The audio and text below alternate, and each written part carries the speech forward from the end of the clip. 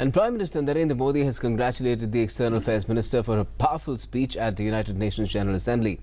He tweeted to applaud her speech and complimented her on her impressive delivery as well as fine articulation. And that brings up our big question tonight. Will Pakistan mend its terror-sponsor ways after being shamed by India at the world stage?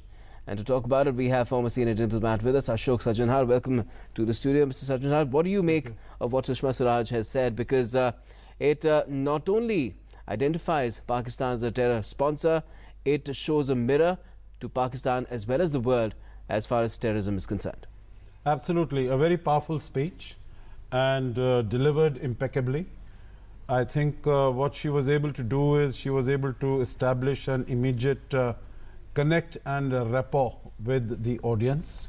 Because she mentioned 9/11 and she mentioned just what happened in New York where the UNGA was taking place just a few days ago. Yes, and more than that. Because you know what, I think it's really reflected in the large number of very spontaneous and natural applause that her speech was able to garner. And I think her body language, the manner in which she approached, the way she was easy, she was comfortable, as if she's having a conversation. So I think that really had a very important impact. And of course, even in terms of the substantive content, she spoke like the leader of a global power, leader of a big country. And she informed, she started off with that, first telling the world what the challenges that confront the world are, whether it is poverty reduction, climate change, what are the steps that the government has taken, Indian government has taken, India is taking in terms of the various initiatives and programs, sustainable development goals, etc. And then also, I think what the world wanted to hear, what the Honorable Prime Minister had announced yesterday, that the climate change agreement will be signing on the 2nd of October. That is the birthday of Mahatma Gandhi. So I think that also was very warmly welcomed. But then very soon in her 18-minute address, she came to the other aspects of her presentation, her address. And the first one was, of course, on terrorism. As to terrorism is not only an issue that afflicts us in India, not only in our region. She named several parts of the world. Yeah, she mentioned Afghanistan, she mentioned Dhaka. So just to say that it is in South Asia, we are all affected by that. But then she went on outside also, whether it was Brussels or Paris or Istanbul or United States, etc. So, and how to deal with terrorism, she, without naming in that part of the speech, without naming Pakistan, she said there are countries where terrorists are roaming around, those who have been proscribed and those who have been banned by the United Nations, they are roaming around freely, and those countries are not taking. She said jalse karte hain. They have these huge events and processions, and they give speeches, and they sow hatred and spread poison. Exactly. And then of course she came to the last part of her speech, which was on Pakistan, and very pointedly, I think, two particular aspects. One is they speak about the human rights violations in India and what is happening in Balochistan. And I think what is good is she mentioned only Balochistan, she didn't mention anything. So I think the attention of the world is now going to get focused even more on the human rights violations there. And then she spoke also about the so-called unacceptable conditions that Prime Minister Nawaz Sharif had mentioned.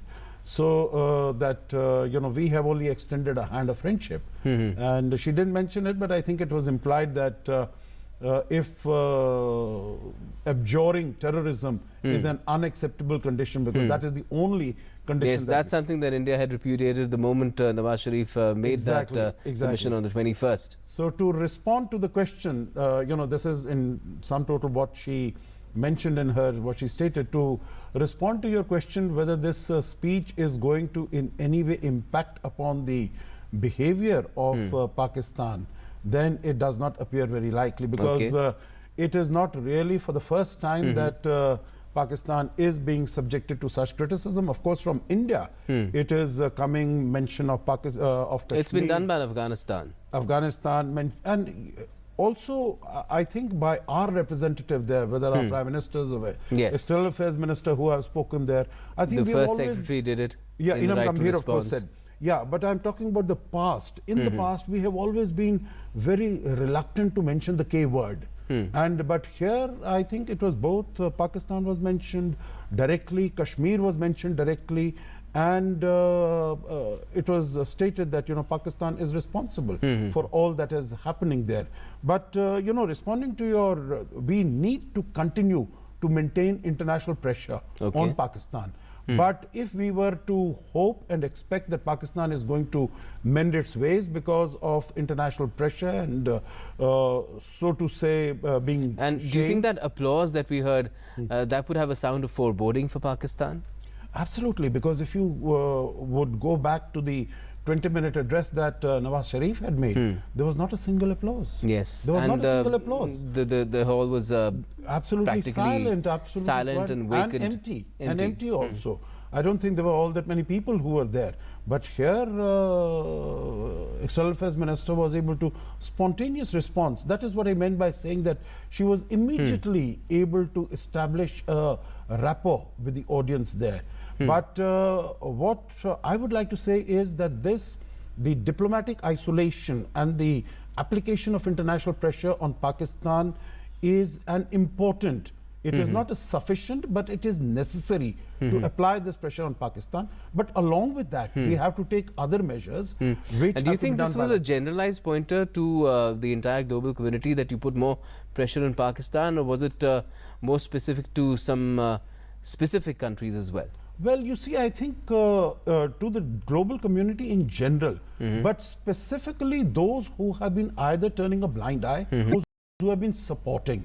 Because this is what was mentioned in the comment by Inam Gambhir when she, the first secretary who made this point, that billions of dollars of funding which is coming for as development aid to Pakistan, rather than going as for developmental purposes, it is being channelized and funneled into supporting terrorist activities. So in that sense, I think it was definitely a message to the international community in general, but to those specific supporters of Pakistan, I would imagine definitely to the United States, definitely to China, and to the others who have been, in the Middle East, whether it is Saudi Arabia, whether it is Turkey, those who have been supporting either diplomatically, politically, or financially, that it is time that you started having a relook at your own policies, so that you start moving away, or at least holding Pakistan responsible that the funding that is coming, so that they don't support terrorism, so they take action. The other direction in which there was a clear expectation from our side that the world needs to act unitedly is that convention, CCIT, where we've not seen much progress ever since Sushma Swaraj mentioned over the last 20 years, since 1996 that it was proposed by India. Can we expect some movement there now? It is difficult. I would not put too much of hope in that. She mentioned these two issues, the unfinished issues on which progress has not taken place since she addressed the General Assembly last year, because you would recall that last year also the Prime Minister had gone for the Sustainability Development Goals Summit on the 25th of September. But External Affairs Minister addressed the UNGA on the 30th of September. So but again, she had responded to what Nawaz Sharif has said in a very pointed manner. Exactly. So I think it came out good for us that it was the External Affairs Minister. So the positioning of the foreign ministers comes after the prime ministers and the president. So we were able to see, she was able to hear what Nawaz Sharif had said and respond to that, in addition to what our young diplomat had spoken. So she said over the last 1 year, of course, there has been progress in some areas, climate change, sustainability, development goals, etc. But on CCIT, Comprehensive Convention on International Terrorism, and reform of the UN Security Council, things have not moved forward, and she expressed the hope that it would move forward. But I think we will need to continue. It is not something that we can expect that you go and make one address, give one speech, and there will be a very significant perceptible movement. I think it is a slow, step-by-step process imperceptible changes, and we keep on getting more and more countries to Could you quickly tell us how the progress has been, if there has been any so far as CCIT is concerned? Because I believe that perceptions have changed for some countries, and for some others things haven't really changed much. You know, India put forward this proposal, the Comprehensive Convention, in 1996. Initially, it made significant progress. There was rapid progress. The one significant issue on which we have not been able to resolve differences is how to define terrorism. Okay. How to define a terrorist, because this is what we've been talking about, that countries take good terrorists and bad terrorists, and it's a terrorist. But at least now armed forces are out of the ambit of, because the US had certain reservations about that. Absolutely.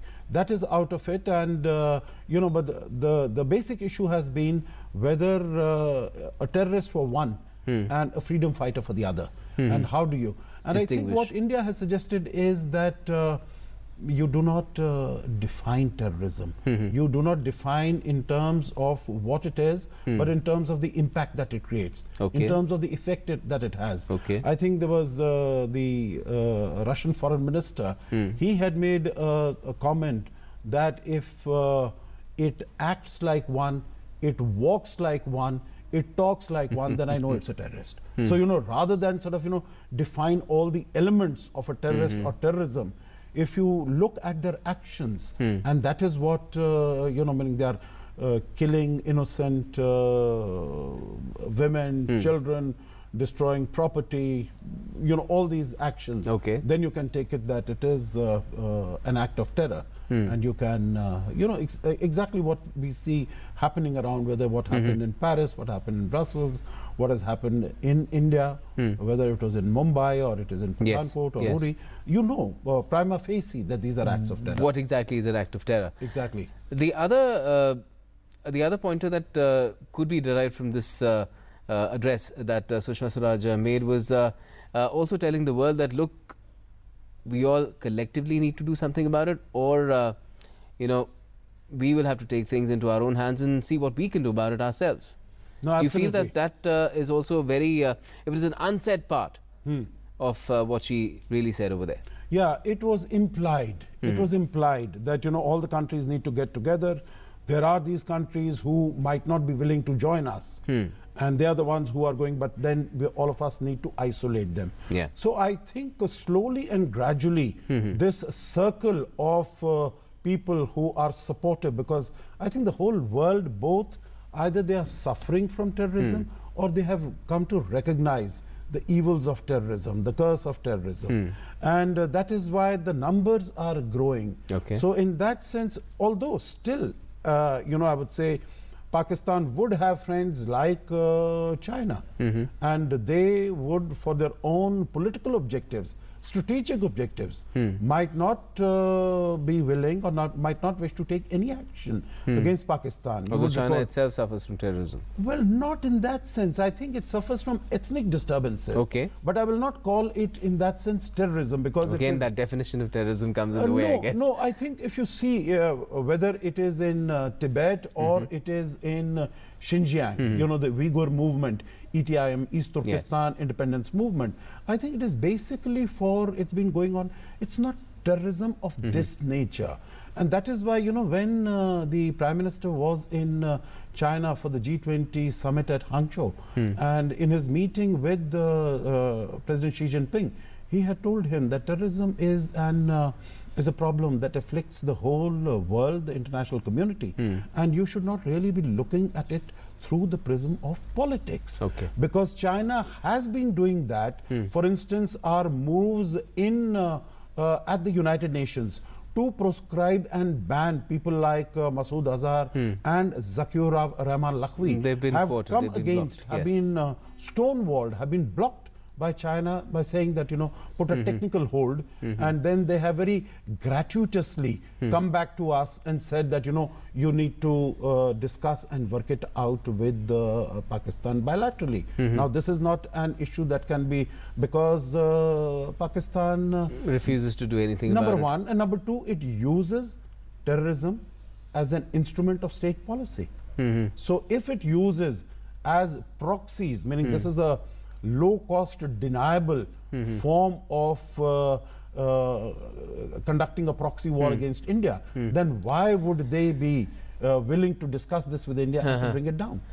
And this intent, you said, that was indicated that India might... Implicit, yes. Yes, the implicit intent. Do you think that is reflected today in what Prime Minister Modi has done, chairing that high-level meeting on the Indus Water Treaty?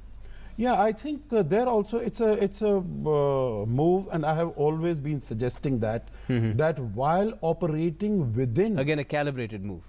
Calibrated, but also operating within the four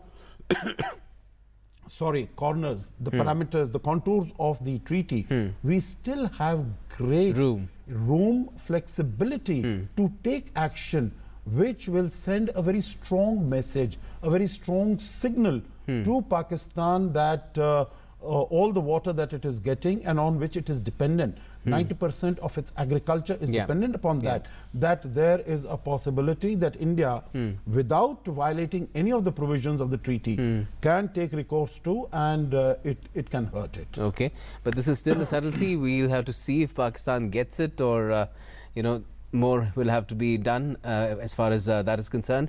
Thanks a lot for coming in, Sajjan.